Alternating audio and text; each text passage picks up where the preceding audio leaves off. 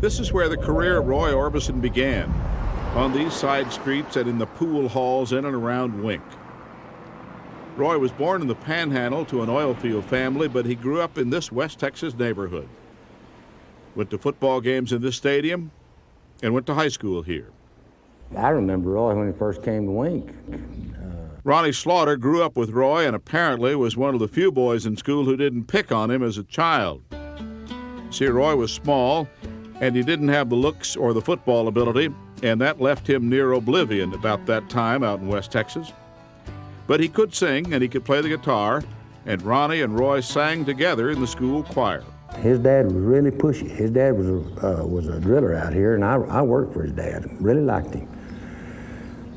And he made his other son, he must have recognized something in Roy, because he wouldn't let Roy work in the oil field like he did Grady, his older boy. He didn't want to mess his fingers up around these dang rigs and everything. He knew Roy had a talent for playing that guitar, which he did. He could play it with anybody.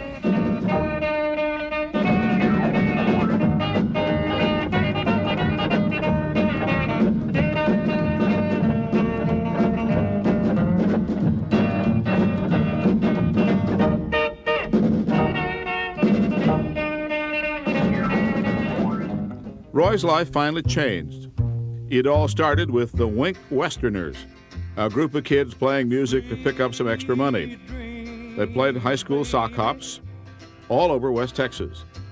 Then they became the Teen Kings. But when Roy graduated from high school and went off to college, he discovered his three-octave range and struck out on his own to write his own music, sing his own songs, and have his own band.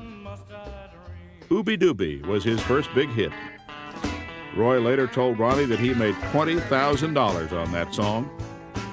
Roy came back to Wink driving a pink Cadillac and didn't tell a soul that his dad was helping him make the payments on the car.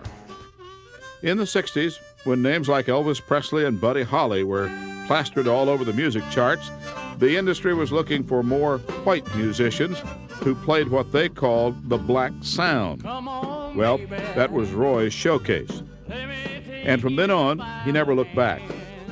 He changed his hairstyle, his lifestyle, his clothes, and started out on a singing spree that carried him to the top of the music world. If Roy Orbison was a star in this country, he was a legend in Europe, where groups like the Beatles were the warm-up bands for Roy Orbison concerts. Now then, Roy came back to the Midland-Odessa area, where he got his first start on the Pioneer Furniture Hour at KMID-TV.